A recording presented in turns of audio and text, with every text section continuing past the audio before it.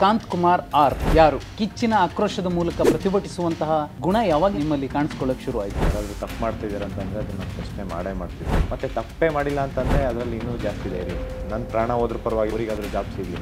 ನನ್ನ ಬನದ ಕರಡಿಗೆ ನಿಮ್ಮ ಭಗವದ್ಗೀತೆ ಬೇಡ. ನಿಮ್ಮ ತಾಯಿನ ಆ ಜಾಗದಲ್ಲಿ ನಿಂತು ನೋಡಿಸ್ತೀರಾ? ರಾಜಕೀಯ ಪಕ್ಷ ಒಂದು ಯಾವುದೋ ರ್ಯಾಲಿ ಮಾಡಲಿಕ್ಕೆ ಏನೇನೋ ಮಾಡುತ್ತೆ.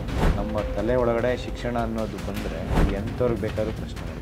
ನನ್ನನ್ನು ಫೇಸ್ ಮಾಡಾದ್ಮೇಲೆ ಅವ್ರನ್ನ ಫೇಸ್ ಮಾಡಬೇಕಾಗುತ್ತೆ. ನಂಬಿಕೆ ಕಾರಣಕ್ಕೇ ಸುಮಾರು 60-70 ಸಾವಿರ ಜನ ಧಾರವಾಡದಲ್ಲಿ ಸೇರಿದ್ರು. ಹೌದು. ಕಾಂತ್ ಕುಮಾರ್ ಆರ್ ಯಾರು, ಹಿನ್ನೆಲೆ ಏನು? ಸರ್, ನನ್ನ ಬಗ್ಗೆ ತಿಳ್ಕೊಬೇಕಂತಂದರೆ ನೀವು ಆ್ಯಕ್ಚುಲಿ ಇವಾಗ ಒಂದಿಂದಲ್ಲ, ಒಂದು 1 ಅವರ್ 2 ಅವರಲ್ಲಿ ಆಗಲ್ಲ. ತುಂಬ ದೊಡ್ಡ ಹಿಸ್ಟ್ರಿ ಇದೆ, ಅಂದರೆ ಒಂದು ಹಿನ್ನೆಲೆ ಇದೆ ಸರ್. ಯಾಕೆಂದರೆ ಒಂದು ಸಣ್ಣ ಹಳ್ಳಿಯಿಂದ ನಾನು ಬಂದಿದ್ದು, ದೊಡ್ಡಬಳ್ಳಾಪುರದ ಹತ್ರ ಒಂದು ಚಿಕ್ಕನಹಳ್ಳಿ ಅಂತ ಹೇಳಿ. ಹಳ್ಳಿಯಿಂದ ಇವತ್ತು ಬೆಂಗಳೂರಲ್ಲಿ ಆಲ್ಮೋಸ್ಟ್ 20 ವರ್ಷದಿಂದ ಬೆಂಗಳೂರಲ್ಲೇ ಇದ್ದೀನಿ ಸರ್. ಒಂದು ಕಡೆ ಇರಲಿಲ್ಲ ಸರ್. ಯಾಕೆಂದರೆ ಟು 10th ಆದಮೇಲೆ ಪಿ ಯು ಸಿ ಆದಮೇಲೆ ಡಿಪ್ಲೊಮೊ ಆದಮೇಲೆ ಇಂಜಿನಿಯರಿಂಗು. ನನ್ನ ಬ್ಯಾಕ್ಗ್ರೌಂಡು ಒಂಥರ ಅಲ್ಲಿ ಪಿ ಯು ಆದಮೇಲೆ turning point sir. P U ನನಗೆ ಡಿಪ್ಲೊಮೊ ಏನಿದೆ ಅಲ್ಲ ಸರ್, ಸಿವಿಲ್ ಇಂಜಿನಿಯರು, ಅಲ್ಲಿಂದ ನನ್ನ ಜರ್ನಿ ಸ್ಟಾರ್ಟ್ ಆಗಿದೆ. ನಂದು ಎಜುಕೇಷನ್ಗೆ ಇಂಪಾರ್ಟೆನ್ಸ್ ಕೊಟ್ಟಿದ್ದೆ ಡಿಪ್ಲೊಮೊಯಿಂದ ಸರ್. ಡಿಪ್ಲೊಮೊ ಫಸ್ಟ್ ಇಯರಿಂದ ಇಂಜಿನಿಯರಿಂಗ್ ಕಂಪ್ಲೀಟ್ ಮಾಡೋ ತನಕ ನಾನು ಅಪ್ ಟು ನನ್ನ 10% ಕೇಳಿಬಿಟ್ರೆ ನೀವು ಫುಲ್ ಶಾಕ್ ಆಗ್ಬಿಡ್ತೀರಿ. 10th ಪಿ ಯು ಸಿ ಎಲ್ಲ ನಾನು ಅಷ್ಟು ಎಜುಕೇಷನ್ ಇಂಪಾರ್ಟೆನ್ಸ್ ಗೊತ್ತಿರಲಿಲ್ಲ ಸರ್. ಯಾಕೆಂದರೆ ಇಲ್ಲಿ ನನಗೆ ಅಂತಲ್ಲ ಸರ್, ಹಳ್ಳಿಯಲ್ಲಿರೋ ವ್ಯಕ್ತಿ ಪ್ರತಿಯೊಬ್ಬರಿಗೂ, ಗ್ರಾಮೀಣ ವಿದ್ಯಾರ್ಥಿಗಳು ಮತ್ತು ಅದರಲ್ಲೂ ಸರ್ಕಾರಿ ಶಾಲೆ ಕಾಲೇಜಲ್ಲಿ ಹೋದವ್ರಿಗೆ ಎಜುಕೇಷನ್ ಬಗ್ಗೆ ಅಷ್ಟು ಇಂಪಾರ್ಟೆನ್ಸ್ ಗೊತ್ತಿರಲ್ಲ ಸರ್. ಒನ್ಸ್ ಎಜುಕೇಷನ್ ಬಗ್ಗೆ ಇಂಪಾರ್ಟೆನ್ಸ್ ಗೊತ್ತಾಯಿತು ಅಂದಮೇಲೆ ಆದರೂ ನೆಕ್ಸ್ಟ್ ಲೆವೆಲ್ಗೆ ಪ್ರಿಪ್ರೇಷನ್ ಮಾಡ್ಬೋದು ಸರ್. ಆ ಎಜುಕೇಷನಿಂದ ಏನು ಮಾಡ್ಬೋದು, ಏನೇನು ಸೊಸೈಟಿನ ಯಾವ ರೀತಿ ಚೇಂಜಸ್ ಮಾಡಬೇಕು ಅಂತಂದರೆ ಬೆಸ್ಟ್ ಎಕ್ಸಾಂಪಲ್ ನಾನೇ ಸರ್.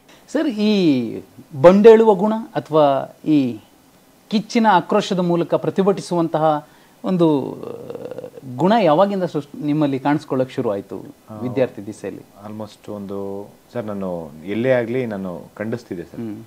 ಯಾರಾದರೂ ತಪ್ಪು ಮಾಡ್ತಿದ್ದಾರೆ ಅಂತಂದರೆ ಅದನ್ನು ನಾನು ಪ್ರಶ್ನೆ ಮಾಡ್ತಿದ್ದೆ. ಯಾಕೆಂದರೆ ಯಾರ್ದು ಇಲ್ಲಿ ನಮಗೆ ಪ್ರಶ್ನೆ ಮಾಡೋ ರೈಟ್ಸ್ ಬಾಬಾ ಸಾಹೇಬ್ ಅಂಬೇಡ್ಕರ್ ಕೊಟ್ಟಿದ್ದಾರೆ ಸರ್. ಯಾಕೆಂದರೆ ಒಂದು ಸತಿ ನೀವು ಶಿಕ್ಷಣ, ಒಂದು ಫಾರ್ ಎಕ್ಸಾಂಪಲ್ಲು ಯಾವುದೇ ಒಂದು ಬೀಜ ಮಣ್ಣಲ್ಲಿ ಹಾಕಿದ್ರೆ ಅದು ಹೆಂಗೆ ಮರ ಆಗಿ ಬೆಳೆಯುತ್ತೋ, ನಮ್ಮ ತಲೆ ಒಳಗಡೆ ಶಿಕ್ಷಣ ಅನ್ನೋದು ಬಂದರೆ ನೀವು ಎಂಥವ್ರಿಗೆ ಬೇಕಾದ್ರೂ ಪ್ರಶ್ನೆ ಮಾಡ್ಬೋದು ಸರ್. ಏನು ಬೇಕಾದರೂ ಮಾಡ್ಬೋದು. ಫಸ್ಟ್ ಏನಂದರೆ ಎಜುಕೇಷನ್ ಇರಬೇಕು ಸರ್. ಎಜುಕೇಷನ್ ಕ್ವಾಲಿಫಿಕೇಷನ್ ತುಂಬ ಇಂಪಾರ್ಟೆಂಟ್ ಆಗುತ್ತೆ ಸರ್. ಸುಮ್ಮನೆ ಡಿಗ್ರಿ ತೊಗೊತೀನಿ ಅಂತಲ್ಲ ಸರ್, ಪ್ರಾಪರ್ ಎಜುಕೇಷನ್ ತೊಗೊಂಡ್ರೆ ನೀವು ಏನು ಬೇಕಾದರೂ ಮಾಡಬೇಕು, ಮತ್ತು ಮಾಡ್ಬೋದು ಸರ್. ಮತ್ತು ಧೈರ್ಯ ಬರುತ್ತೆ ಸರ್ ಎಜುಕೇಷನ್ಸ್ ಇತ್ತಂತಂದರೆ. ಮತ್ತು ತಪ್ಪೇ ಮಾಡಿಲ್ಲ ಅಂತಂದರೆ ಅದರಲ್ಲಿ ಇನ್ನೂ ಜಾಸ್ತಿ ಧೈರ್ಯ ಸರ್. ಏನು ಬೇಕಾದರೂ ಮಾಡ್ಬೋದು. ನನ್ನ ಹತ್ರ ಏನಿಲ್ಲ ಅಂತಂದರೂ ಏನು ಬೇಕಾದ್ರೂ ಅಚೀವ್ ಮಾಡ್ಬೋದು ಸರ್. ನಾನು ಟೈಮ್ ಟು ಟೈಮು ಇಷ್ಟೆಲ್ಲ ಮಾಡಿದ್ದೀನಿ ಅಂತಂದರೆ ನನಗೆ ಇಂಥ ಟೈಮಾಗಿ ಇಂಥದ್ದು ಬೇಕು ಅಂತಂದರೆ ಆ ಟೈಮಲ್ಲಿ ಏನೋ ಒಂದು ಅಚೀವ್ ಮಾಡೋಕ್ಕೆ ಸಪೋರ್ಟಿವ್ ಸಿಕ್ಕಿದೆ ಸರ್. ಅಂದರೆ ಒಂದು ನಿಮಗೆ ಎಷ್ಟಾದರೂ ಆಗಲಿ ಒಂದು ಧೈರ್ಯ ಇರಬೇಕು ಸರ್. ಮನುಷ್ಯ ಮಾಡಬೇಕಂತ ಹಠ ಇತ್ತಂದರೆ ಏನು ಬೇಕಾದ್ರೂ ಮಾಡ್ಬೋದು ಸರ್. ಮತ್ತು ಅದರಲ್ಲಿ ನಮ್ಮ ತಾಯಿ ಗುಣ ತುಂಬ ಸರ್. ಅವ್ರು ಒಂದು ಸತಿ ಏನಾದರೂ ಹಿಡ್ಕೊಂಡ್ರೆ ಅದನ್ನ ಮಾಡ್ಬೇಕಂದ್ರೆ ಮಾಡ್ಬೇಕನ್ನೋದು ಇರುತ್ತೆ. ಓಕೆ, ಅಮ್ಮನ ಕಡೆಯಿಂದಲೇ ಇದು ಬಂದಿರೋದು ಅಂತೀವಿ? ಹೌದು ಸರ್. ಅವ್ರು ಯಾಕಂದರೆ ನಮ್ಮ ತಾಯಿ ಯಾರಿಗಾದ್ರೂ ಆಗಲಿ ಒಂದು ಸ್ವಲ್ಪ ಏನಾದರೂ ಅವ್ರ ಕಷ್ಟ ಅಂದಾಗ ಅವರಿಗೆ ಸ್ಪಂದಿಸಿ ಏನಾದರೂ ಅವ್ರ ಹತ್ರ ಇರೋದೆಲ್ಲ ಕೊಟ್ಬಿಡ್ತಾರೆ ಸರ್, ದಾನ ಮಾಡಿಬಿಡ್ತಾರೆ. ಹಂಗೆ ನೀವು ಲಂಕೇಶ್ ಅವ್ವ ಓದಿದ್ದೀರಾ? ಹಾಂ ಸರ್. ನನ್ನ ಬನದ ಕರಡಿಗೆ ನಿಮ್ಮ ಭಗವದ್ಗೀತೆ ಬೇಡ. Correct sir. ನಿಮ್ಮ ತಾಯಿನ ಆ ಜಾಗದಲ್ಲಿ ನಿಂತು ನೋಡಿಸ್ತೀರಾ? ನೀವು ಕಲ್ಪಿಸ್ಕೋಬೋದಾ ಹೋರಾಡುವ ಗುಣದಕ್ಕೆ?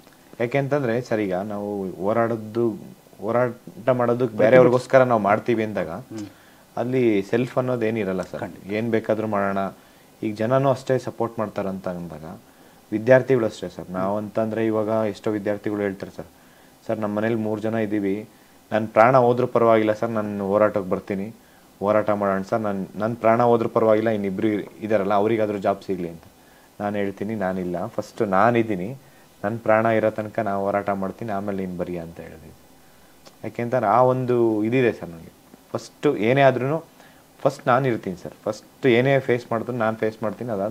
ನನ್ನನ್ನು ಫೇಸ್ ಮಾಡಾದ್ಮೇಲೆ ಅವ್ರನ್ನ ಫೇಸ್ ಮಾಡಬೇಕಾಗುತ್ತೆ ಸರ್. ಯಾವ ವಿದ್ಯಾರ್ಥಿ ಆಗಿರ್ಬೋದು, ನಾನು ನಂಬಿ ಯಾರೇ ಬಂದರೂ ಅಷ್ಟೇ ಸರ್. ಈ ನಂಬಿಕೆ ಕಾರಣಕ್ಕೇ ಸುಮಾರು 60-70 ಸಾವಿರ ಜನ ಧಾರವಾಡದಲ್ಲಿ ಸೇರಿದ್ರು. ಹೌದು ಸರ್. ಅವರು ನೀವು ಹೇಳಿದ ಒಂದು ಇದಕ್ಕೆ ನಾನು ಯಾವತ್ತೂ ಚಿರಋಣಿ ಆಗಿರ್ತೀನಿ ಸರ್ ವಿದ್ಯಾರ್ಥಿ. ಇಲ್ಲ, ಅದು ದೊಡ್ಡ ಒಂದು ಒಂದು ಉಲ್ಲೇಖಾರ್ಹ ಪ್ರತಿಭಟನೆ ಮತ್ತು ಹೋರಾಟ. ಪ್ರತಿಯೊಬ್ಬ ವಿದ್ಯಾರ್ಥಿಗಳು ನಾನು ಯಾರು ಹೋಗಿ ರೀಚ್ ಮಾಡಿದ್ದೆ, ಒಬ್ಬೊಬ್ಬ ವಿದ್ಯಾರ್ಥಿಗಳು 100 ಜನ ಕರ್ಕೊಂಬನ್ನಿ ಅಂತ ಹೇಳಿದ್ದೆ ಸರ್.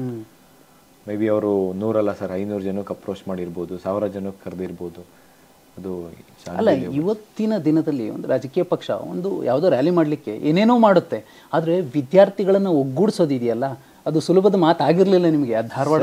ಅದರಲ್ಲೂ ಎಜುಕೇಟೆಡ್ ಇದಾರಲ್ಲ ಸರ್, 1 ನಿಮಿಷ ಟೈಮ್ ಯಾರಿಗೂ ಕೊಡಲ್ಲ ಸರ್. ಯಾಕೆಂದ್ರೆ 1 ನಿಮಿಷನೂ ತುಂಬ ಇಂಪಾರ್ಟೆಂಟ್ ಇರುತ್ತೆ. ಕಾಂಪಿಟೇಟಿವ್ ಎಕ್ಸಾಮ್ಸ್ ಅಂತಾಗ ಪ್ರತಿ 1 ನಿಮಿಷನೂ ನೆಕ್ಸ್ಟ್ ಮಿನಿಟ್ ಏನು ಮಾಡಲಿ ಅನ್ನೋದು ಅವ್ರ ಮೈಂಡಲ್ಲಿ ಇರುತ್ತೆ ಸರ್. ಒಬ್ಬ ಸೀರಿಯಸ್ ಆಸ್ಪಿರೆಂಟ್ಸ್ಗೆ ನೆಕ್ಸ್ಟ್ ಮಿನಿಟ್ ಏನು ಮಾಡಬೇಕು ಅನ್ನೋದು ಮೈಂಡಲ್ಲಿ ಇಮ್ಯಾಜಿನೇಷನ್ ಆಗ್ತಾ ಇರುತ್ತೆ. ಅದರಲ್ಲೂ ಇಷ್ಟು ಜನ ವಿದ್ಯಾರ್ಥಿಗಳು ನಮಗೋಸ್ಕರ, ಅವ್ರಿಗೋಸ್ಕರ, ಮತ್ತು ಭವಿಷ್ಯದ ಅಂದರೆ ಈ ಸೊಸೈಟಿಲಿ ಏನಾಗ್ತಾ ಇದೆ ಅನ್ನೋದಕ್ಕೋಸ್ಕರ ಏನಾದರೂ ಚೇಂಜಸ್ ಮಾಡಬೇಕು. ನಾನು ಆಲ್ಮೋಸ್ಟ್ 5-6 ವರ್ಷದಿಂದ ಪ್ರತಿದಿನ ಅವ್ರಿಗೋಸ್ಕರನೇ ಹೋರಾಟ ಮಾಡ್ತಿದ್ದೀನಿ ಸರ್. ಯಾವುದೇ ಒಂದು ವಿಚಾರ ಆದರೂ ಮುಂದೆ ಹೋಗಿ ಅವ್ರ ಪರವಾಗಿ ನಿಂತ್ಕೊಂಡು, ಅದು ಪ್ರಾಪರ್ ಅಂದರೆ ಅನ್ಯಾಯ ಆಗಬಾರ್ದು ಸರ್ ಯಾರಿಗೂ. ಆ ವಿಚಾರವಾಗಿ ನಾನು ಎಚ್ಚೆತ್ಕೊಂಡು ಪ್ರತಿದಿನ ಅವ್ರ ಪರವಾಗಿ ಹೋರಾಟ ಮಾಡ್ತೀನಿ. ಪ್ರತಿಯೊಂದು ಡಿಪಾರ್ಟ್ಮೆಂಟು, ಈಚ್ ಆ್ಯಂಡ್ ಎವ್ರಿ ಡಿಪಾರ್ಟ್ಮೆಂಟಲ್ಲಿ ನಮ್ಗೆ ಏನಾಗ್ತಾ ಇದೆ ಮತ್ತು ಯಾರ್ಯಾರು ಕರಪ್ಟ್ ಮಾಡ್ತಾರೆ ಅನ್ನೋದು ಗೊತ್ತು ಸರ್. ಎಲ್ಲೆಲ್ಲಿ ಯಾವ್ಯಾವ ಅಧಿಕಾರಿ ಮಿಡಲ್ ಮ್ಯಾನು ಹೋಗ್ಬಿಟ್ಟು ಯಾರಿಗೆ ಅಪ್ರೋಚ್ ಮಾಡ್ತಾರೆ, ಅಪ್ರೋಚ್ ಮಾಡಿದ್ದವರು ಅವ್ನಿಗೇನಾದರೂ ಅವರೇ ಬಂದು ನನಗೆ ಹೇಳ್ತಾರೆ ಸರ್. ಸ್ಟೂಡೆಂಟ್ಸು ನಿಮ್ಮ ಹತ್ರ ಪರ್ಸ್ನಲ್ ಮಾತಾಡಬೇಕು, ಇಂಥವ್ರು ಬಂದಿದ್ದರು, ಇಂಥವ್ರು ನಿಮ್ಮ ಮೇಲೆ ಇಷ್ಟು ಕಂಪ್ಲೇಂಟ್ ಮಾಡಿದ್ದಾರೆ, ಹಿಂಗಿದೆ ಅಂತೇಳಿ ಅವರೇ ನನಗೆ ವಾಲಂಟ್ರಿಗೆ ಹೇಳ್ತಾರೆ ಸರ್.